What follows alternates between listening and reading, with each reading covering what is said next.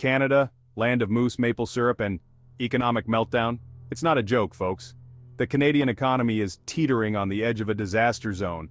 Unemployment is up. The housing market is doing the jitterbug right before it collapses. We're talking about a full-blown economic catastrophe. This isn't about numbers on a spreadsheet. This is about real people, real lives.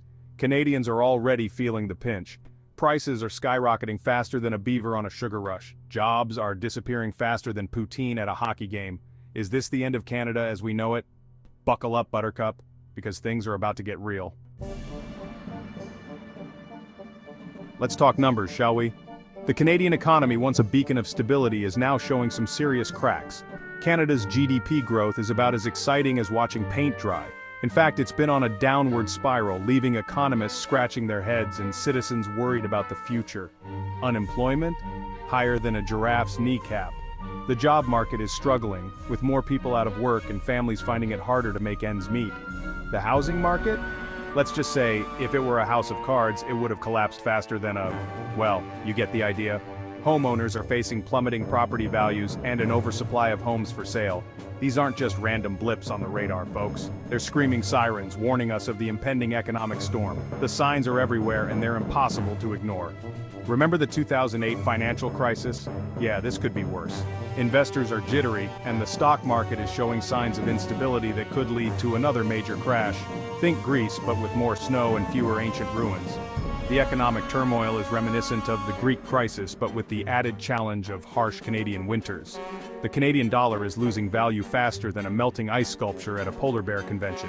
This devaluation is making imports more expensive and squeezing the wallets of everyday Canadians. Inflation is so high, even the loonies are crying. Prices for basic necessities like food and gas are skyrocketing, making it difficult for families to keep up. And don't even get me started on the national debt. It's ballooning to unprecedented levels, putting future generations at risk of inheriting a financial mess. Let's just say it's bigger than Justin Trudeau's hair after a windstorm. The government's spending habits are under scrutiny, and there's growing concern about how this debt will be managed moving forward. Don't just take my word for it, the signs are everywhere, and the experts are sounding the alarm. Even the experts are freaking out. You can see it in their faces, hear it in their voices. Economists are running around like chickens with their heads cut off. Meetings are turning into panic sessions. Financial analysts are predicting doom and gloom with the enthusiasm of a teenager at a funeral. Their presentations are filled with grim forecasts. They're all saying the same thing. Canada is in deep, deep trouble. The consensus is clear and unanimous. They're using words like unsustainable, dire, and catastrophic. These aren't just buzzwords. They reflect a harsh reality. It's enough to make you want to build a bunker out of Tim Hortons coffee cups and hide until it's all over. The situation feels that desperate.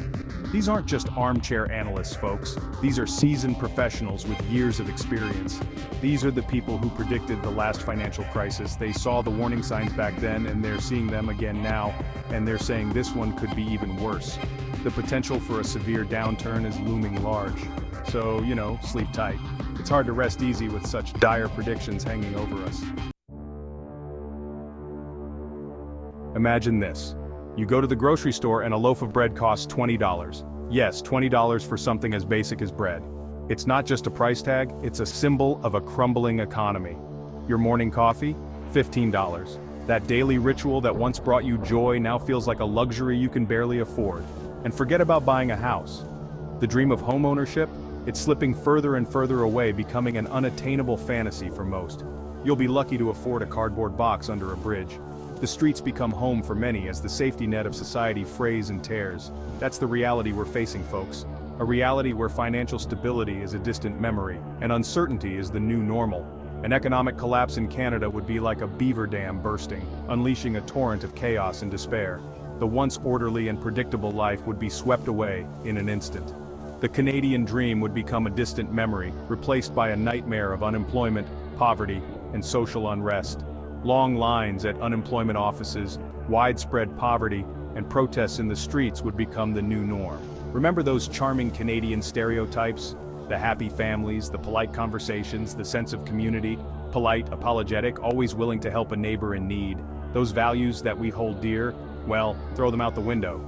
In a collapsing economy, social norms and values are the first to go. Because when the economy collapses, it's every man for himself. The veneer of civility cracks, revealing the desperation underneath. It'll be a free-for-all of epic proportions, with Canadians fighting over the last roll of toilet paper and the last Timbit. The shelves will be empty, and the sense of community will be replaced by a survivalist mentality.